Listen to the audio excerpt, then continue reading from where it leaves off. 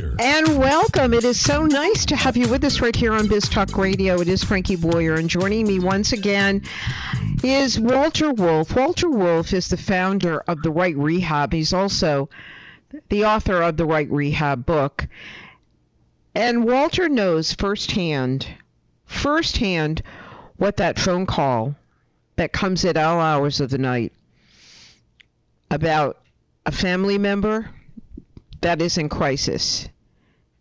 And as we get closer to the holidays, people are really having, we have just been through quite a historic time in our society. And we don't even have a handle on the effect it's had on addicts, on mental health. And we are stuck in this place where, for whatever reason, the stigmas behind mental health continue. And Walter, welcome back as always, because what we're doing with these shows is we're trying to give people hope and know that there's help available. Hope and help. I will tell you that there's always hope, and there certainly is always help. The question about help is also going to be very much centered around what kind of resources that one has in order to get that help. And unfortunately, what's happening today is getting that kind of help is frequently, these days, the battle between the haves and the have-nots, because by itself, treatment without insurance, unfortunately, has gotten very, very expensive.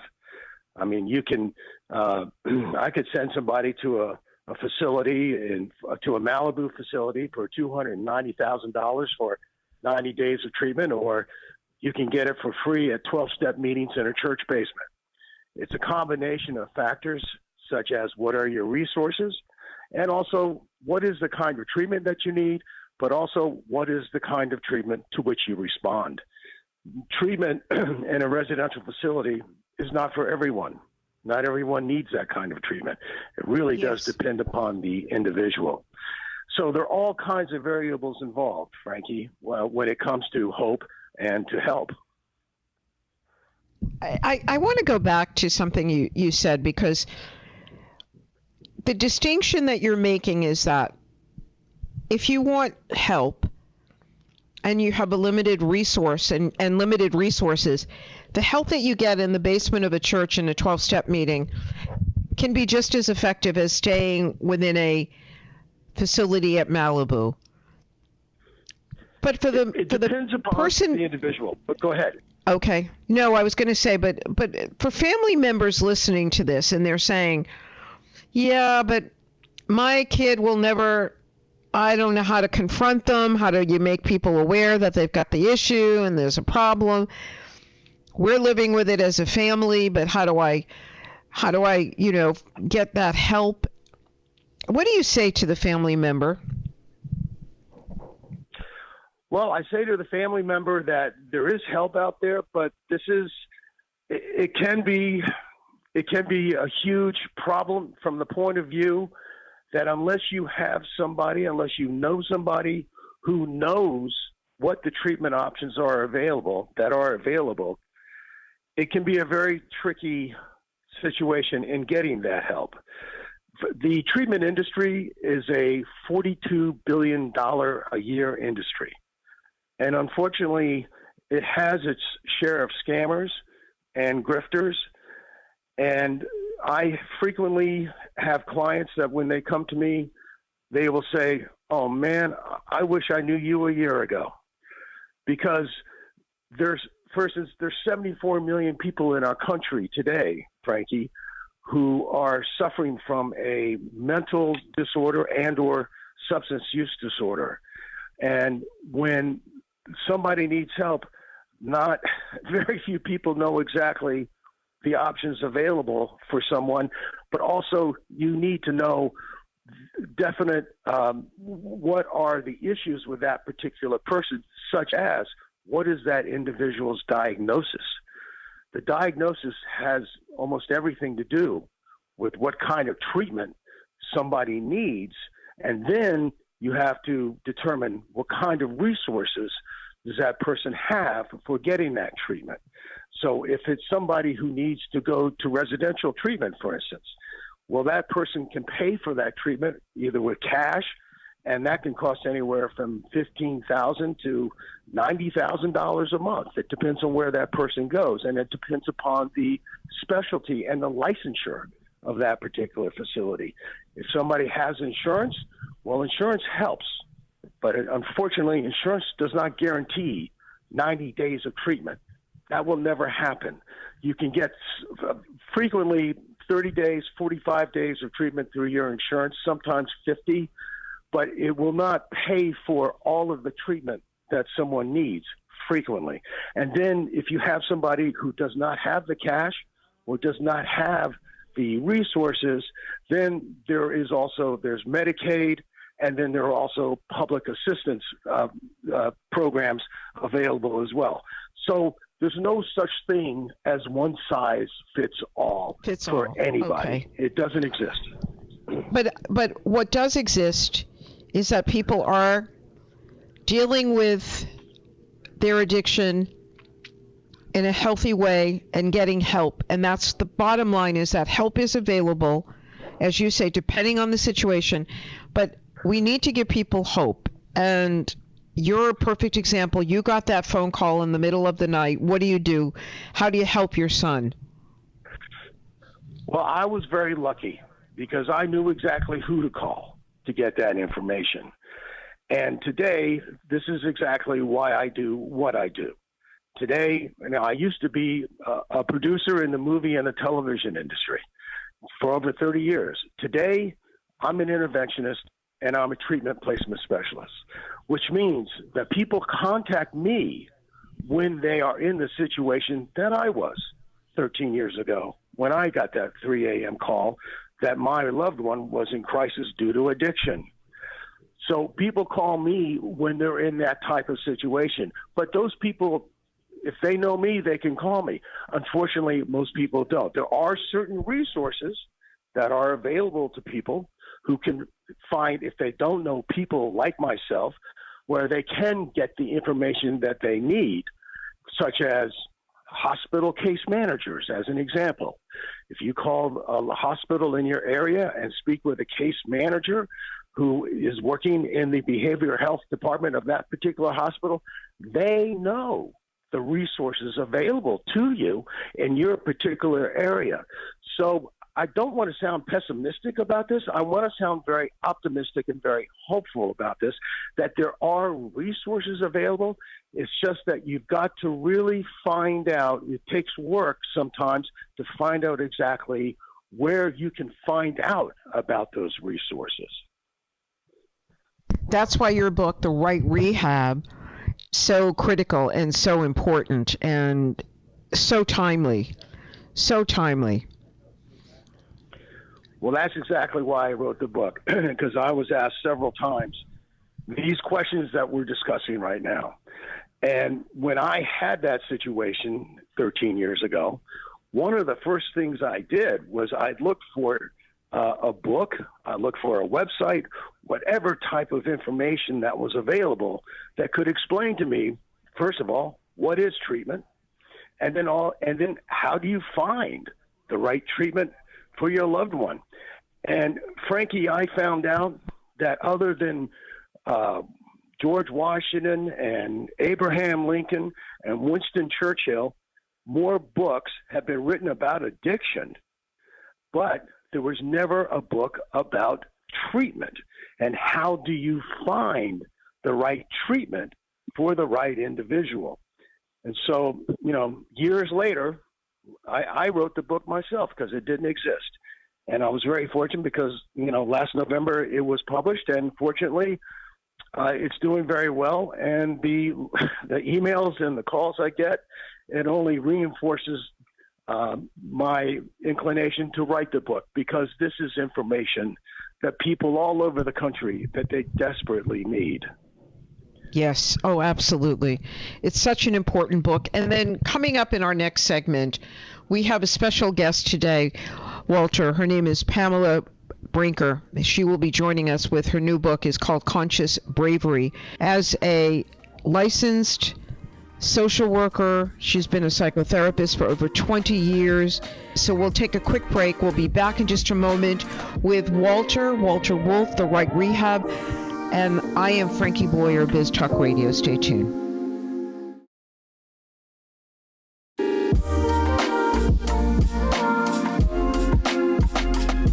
Welcome back. It is Frankie Boyer. Walter Wolf is with me, founder of the Right Rehab. The Right Rehab is the book as well. And we're now joining us today is the author of Conscious Bravery, Pamela Brinker. As a psychotherapist, a licensed social worker, and a mother with 2 sons with mental illness and addiction. Oh my gosh. Pamela, you have put together a magnificent book, Conscious Bravery, Caring for Someone with Addiction. And you don't like the word addict either, by the way. What word do you like instead? Someone who uses substances. Yep, that makes sense. That does make sense. Tell us a little bit about your journey. And thank you for the introduction. My journey is very similar to Walter's. I could have said almost the same thing. So my 2 sons' stepdad died 11 years ago of brain cancer, and their grief launched them into turning to substances and alcohol as an answer to their pain. And that's why I don't like the word addict, because it's sort of a label that still conjures that character flaw idea for us. They did not have a character flaw. They were grieving, and they both had severe ADHD, which is attention deficit and impulsivity issues, and they were grieving. And even though we were a close family and talked a lot about our feelings, they wanted to care for me as this brand new single parent, and so they were trying to help me instead of telling me how much they needed help themselves. So the book that I needed at that time was not available.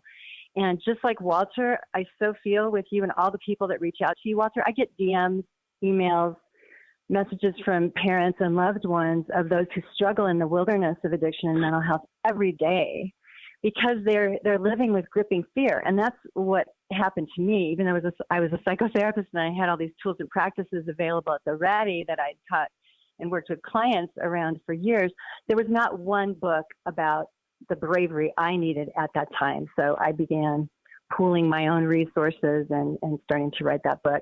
And so I really believe that conscious bravery is what every single parent or someone who loves someone who struggles with substance use issues needs every single day. We need to cultivate it in the calm moments and then use it in the most devastating and harrowing time.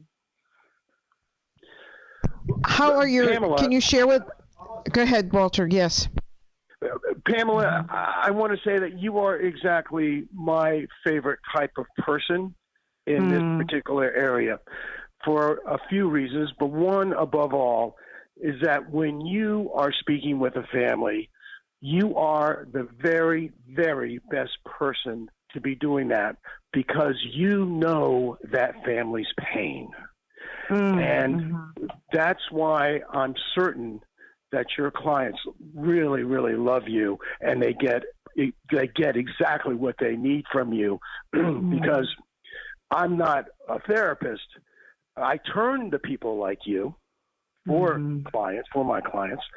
But when families work with me, I know exactly what their pain is. I know exactly through what they are going, because I was in their situation. And just like you were in the same situation as your clients. And nothing beats that. That's exactly what people need. It's true. And I love what you're saying. And Frankie, I appreciate your words as well. I often say that I offer parents and loved ones help and hope, both. And the help that I offer that's in the chapters in my book, and I can summarize a couple of them here, are tools and practices that work, that help us every day to reset when we're feeling ungrounded and fearful and panicked, anxious, depressed, immobilized, whatever we're experiencing. We can reset, first of all and foremost, with conscious breathing. So it's not just 3 deep breaths. One of the tools that's essential for all of our listeners and for us to remind ourselves about, that we always have at the ready, is to come into our bodies and experience what's happening in our senses, including our emotions. And so we breathe consciously into our whole being. We breathe into our heart space and notice, what am I feeling? Breathe into our bodies. What's going on? Is my heart racing? Is my stomach dropping? What's happening in my mind? Is my mind filled with ideas and I'm overwhelmed? I can't sort them. What's happening in the energy space around me? Is it vibing with potential for active choices, or am I feeling like I'm absolutely stuck? We just notice all these things, without judgment. And then we go internally deep to the deepest, truest part of us, ourself. I call it our essence. I love the elegant word essence, because everyone has one, and it's not laden with other meaning for people. And so we tune in through conscious breathing to these 5 zones of our experience. And then after a few minutes or maybe an hour, we're able to do what you were talking about, Walter. We're able then to think in the forepart of our brain, the prefrontal lobes, and decide, what do I do next? What choice will I make? Whom will I call? Will I journal? Will I call a friend? Will I go to a meeting? And so I have some resources I can share around that. But that is really a place to start. When we know our own pain, we don't necessarily just focus on the pain of our loved one, which can be absolutely immobilizing and overwhelming. Oh, absolutely. Absolutely. Especially this time of the year, Pamela and Walter. This is a tough time of the year, the holidays. Yeah, the research is that the holidays, most people struggle in some way or another with family issues or SAD, seasonal affective. Anyway, go ahead, Walter. Well, I was going to say that when it comes to the holidays, frequently sometimes I'll have families say to me, well, we need to send so-and-so to rehab. We plan on doing it, but we're going to get through the holiday first. And the first thing I say to them is, well, welcome to the holiday from hell, because your issues are only going to get worse. So I'm a big proponent. If you want to send somebody to treatment, get them there or her there as soon as possible. Unfortunately, when it comes to sending somebody to treatment, and if you're dependent upon insurance, I frequently will have people, whether it's in November or especially December, hold off on sending that person to treatment until after the first of the year, not because they think it's the right thing to do, but it's because of the way that insurance is set up, is that when you send somebody to treatment, you have to pay up front whatever is left unmet on your deductible and your out-of-pocket. Well, that also rolls over on the first of the year. So it's entirely possible for somebody to pay their deductible and their out-of-pocket up front, whether it's in November or in December, but then they have to spend the same amount of money or the full amount of money again on the first of the year. That all right, we have to take when it comes to our insurance. A big issue. When we come back, we will continue with Walter Wolf, the Right Rehab. And Pamela's new book is out, Pamela Brinker. The new book is called Conscious Bravery. It's an Amazon bestseller. And Walter, your best website is? The rightrehab.com, and you may reach me by emailing me, Walter, at therightrehab.com. And Pamela, the best way for people to reach you is, what's your website? PamelaBrinker.com. Or they can go to my YouTube channel at Pamela Brinker. But they can email me they can find my email from my website too. Thank you. And thank you. We'll be right back. I'm Frankie Boyer, Biz Talk Radio.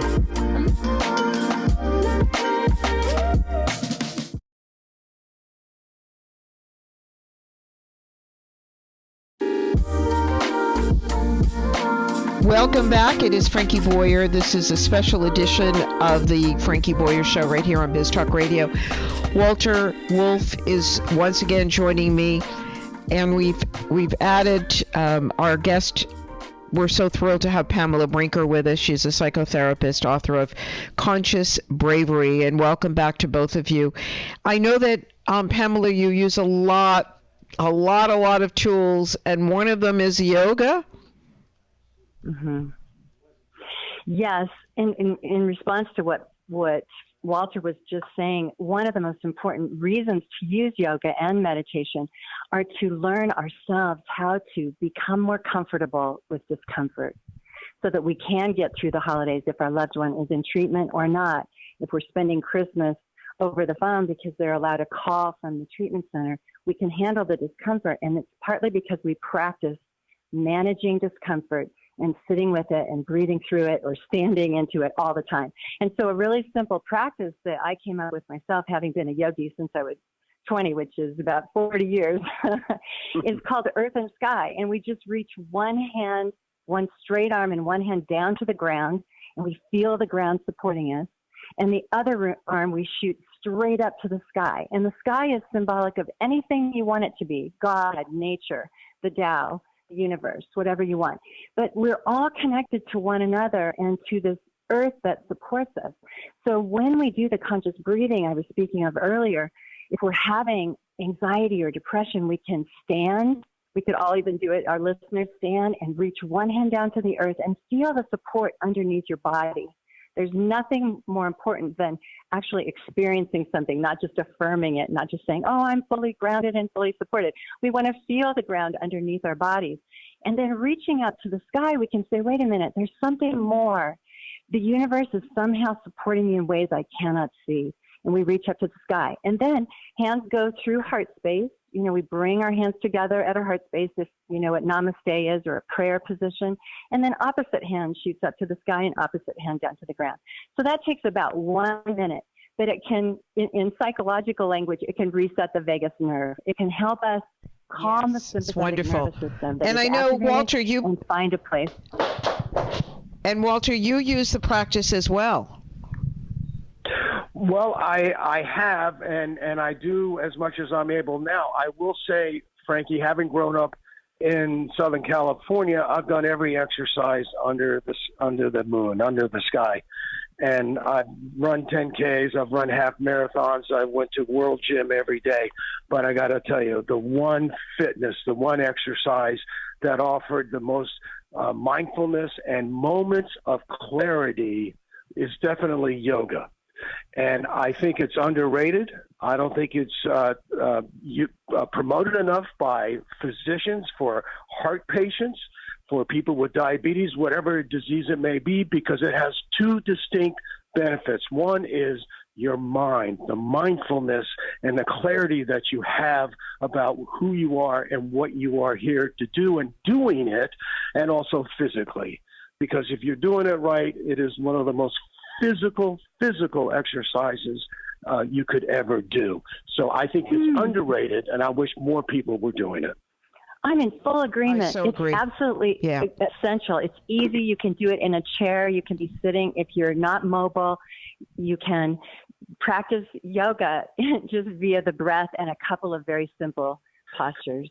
It's underrated. Everyone would benefit if we all did it. Absolutely. Pamela, we have to talk about the elephant in the room. Anxiety seems to be everywhere. No one is free from it. We're not talking enough about mental illness. We're not talking about mental illness being underlying and separate from addiction. And I know, Walter, we've talked about this in the past, that sometimes it's dual issues that are bringing people into treatment. Pamela, talk to us a little bit about how do you deal with mental illness, how you've been able to cope as a parent with two sons that suffer from mental illness as well as addiction? With a lot of loving boundaries, and I continue to seek more information. I don't pretend that I'm an expert or think I know it all. I am constantly reaching out to other sources for information.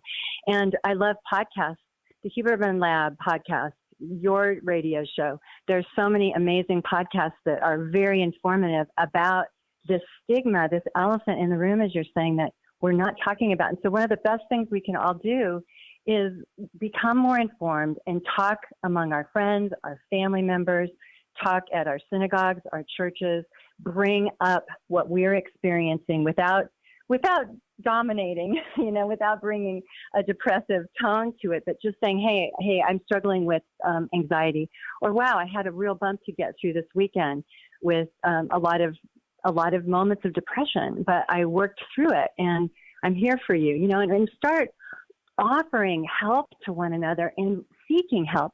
I teach and I write about this, that help is sacred. It's not just a resource. It's much more than that. And so when we give help and when we receive it, we're giving someone else the opportunity to touch our lives. And so the more information we can get and the more we can expand our own awareness, we build what I would call metacognition. We become more aware. We become more conscious, not just of our own situations, but of what's available out there, as you were saying, Walter, earlier. And there are many resources. One that hasn't been mentioned much is called Changes. It's CSPN, Changes Support Parent Network. It's free. It's online. It's for those who walk alongside someone with both mental health issues and addiction. And it's a group of parents and loved ones who are very proactively involved in helping one another. And they have multi-tier level support available, like small groups, big groups that you can attend, and then you can do one-on-one kind of mentoring with someone. So there are resources out there that are available, and I have a resource list on my website as well, PamelaBrinker.com. I think this is where we need to focus. This is what we need to talk about today, are the resources, because there are, as you say, Pamela and Walter, so many resources. We as a society have just not understood what our youth are going through before there's even a substance issue.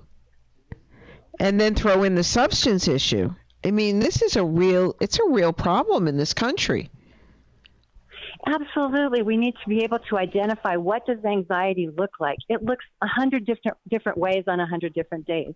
Same with depression. It doesn't always look the same. And that's why becoming informed, if our teen or tween is not talking to us, that could be a sign. Not that we want to become paranoid, but it could be a sign where we need to just hang out on the sofa and be open-hearted and say, hey, what's going on? Do you want a cup of chai?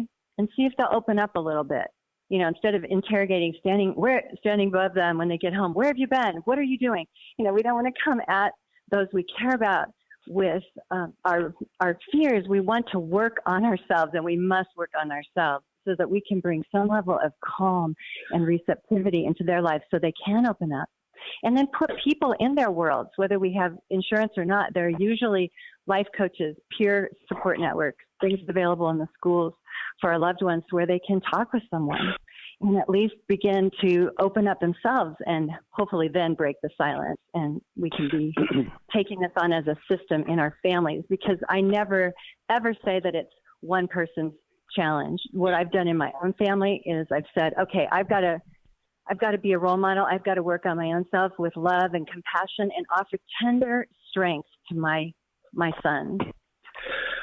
I have two questions for you, Pamela. Number one is, who is the prevalent client who comes to you? What type of person is usually the type of person who comes to you for help? And after that, I would love to know how your sons are doing today.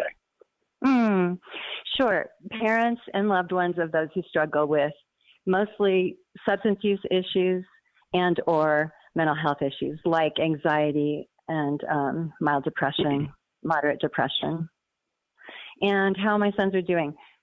As of today, this very moment, they are both clean.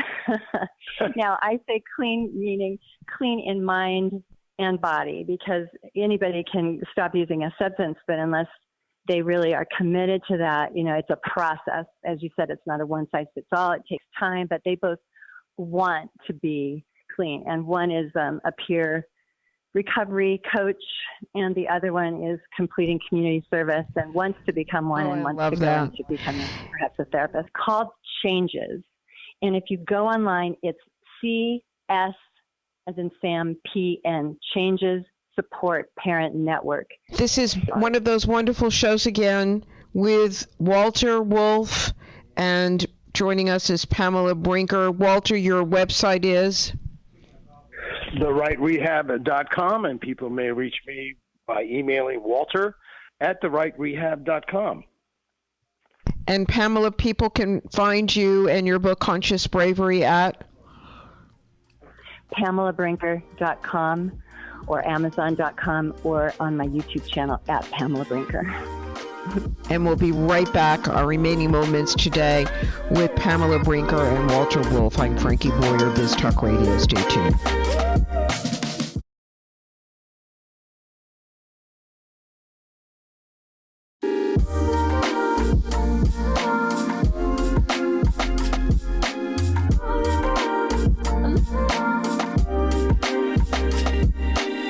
And welcome back. It's Frankie Boyer, Biz Talk Radio. Pamela Brinker, Conscious Bravery is her book. Walter Wolf, The Right Rehab is his book and website. Welcome back to both of you. And Pamela, I asked you about resources, and you said there's an organization for parents that have children or loved ones that suffer from anxiety as well as a dual addiction. And what is that website again? It's called Change? It's called Changes. And if you go online, it's cpsn.org. So Changes Parents Support Network.org. Wonderful. Okay, thank you for that. And people struggling with all kinds of mental health issues. And when we hear that your kids are doing so great, how wonderful. But this was not something that just happened. This is sometimes a process. And can you share a little bit about how that process works? Mm-hmm.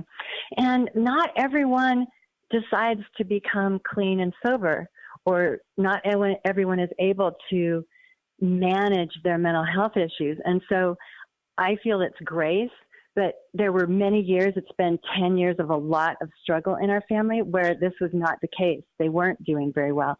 And so my heart just goes out to all of our listeners that even if your loved one is struggling and may struggle the rest of their lives, you can still have hope. As Frankie was saying, there is hope and help available. And so we've got to lovingly work on ourselves and find calm, find the ability to do the radical self-care necessary to really become more calm and clear ourselves. And so I work on myself every day, and that's part of what I think has helped them see that, okay, yeah, there's mom, she can do it. Wow, okay, maybe I can learn how to manage my discomfort, my anxiety. If we're not able to role model that, how are our loved ones going to learn that it's possible? Oh, self-care is so critical. So critical at any time of the year, but especially now. And I'm so glad you brought that up, because I think that is something that, no matter how many times we say it, when you're on an airplane, the first thing they tell you is that if, God forbid, anything happens, the oxygen will come down. If you do not take care of yourself first, you cannot help anyone else, including your own kids. So it's self-preservation at this point. Put the oxygen mask on. Do the self-care. Do what you need to do. Be that power. Be that example. Beautifully said. So true. Yeah, our practices have to become ingrained. And so we're able to do that on the plane, as you're saying, Frankie, and pardon me, Walter, I didn't mean to talk over you, but we're able to do that on the plane if we practice it on the ground. But Frankie, Pamela says something that's very key, and that is somebody will not get sober and then live a life of recovery unless he or she has made that decision to do so. I cannot tell you how many times I've had clients and in my own family where people have gone to treatment, but it's a 5-year odyssey. Sometimes it's longer, but that odyssey finally ends, and a new odyssey of hope begins when that individual finally reaches the realization, I can't do this anymore. And that person makes that conscious decision, that conscious bravery, that brave decision to say, I got to change, and this is what I'm going to do. Mm-hmm. It's so important. You said that wonderfully. It's a family issue. And if we, like, I have been unsettled, chaotic myself. Years ago, I just was floundering. But I learned that I had to practice these kinds of things, these tools and practices for conscious bravery all of the time, so that my loved ones, when they did make those choices, and they have had many times of being clean and many times of relapsing. And so when we know that that cycle is a possibility and a probability in the mix, we're more ready for it when it occurs, and we don't fall apart. We maybe hit the ground and cry for a bit and feel like we're overwhelmed, but we're able to reset and re-find our balance. And there's one thing I'd like to say. You know how I know when parents have reached the end of their rope and they're ready to do whatever it takes to do, especially with mothers, is when they call me and they're not crying. That's because they've reached the point where they're out of tears and they've had it.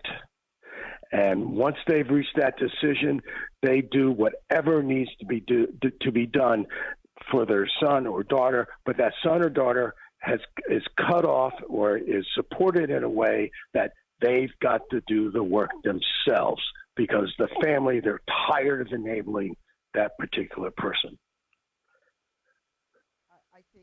I think that's really important as well, that there is no timeline for recovery. It takes as long as it takes. It sounds, we're copping out, but that's just the way it is. But I think that the resources got to want to do it. Yeah, absolutely. But the resources even to give them more grace, they may want to do it, but the science behind the disease and the disorder of addiction is that it takes a lot of practice to rewire our brains and for our loved ones to rewire theirs. And they need to practice over time being able to handle the horrific things that come their way. Maybe a loved one has either overdosed on fentanyl or taken their own life, and so they've got a lot to manage in their worlds, and they've got to learn to use the healthier tools and practices and skills rather than saying, wow, this is overwhelming. Okay, I need cocaine, to get through it, or I need heroin. This has been a wonderful, wonderful time together, and we are out of time. I wish we had more of it. We will continue these conversations with Walter Wolf. We thank you so much, Pamela Brinker. And Walter, give out all your information, please. Yeah, yes, the rightrehab.com is my website, and you may reach me by emailing walter@therightrehab.com. And Pamela, go ahead and give out yours. My book is Conscious Bravery, Caring for Someone with Addiction, and it's available on Amazon. You can also get it on my website, which is pamelabrinker.com, or you can connect with me on my YouTube channel @Pamela Brinker. Wonderful. This has just been so fabulous. Thank you both so much, and thank all of you. This has been another edition of the Frankie Boyer Show for Biz Talk Radio. Thanks for listening. Make it a great day, everybody, and as always, smile. And maybe tomorrow you'll see that life is still worthwhile if you just smile. Smile.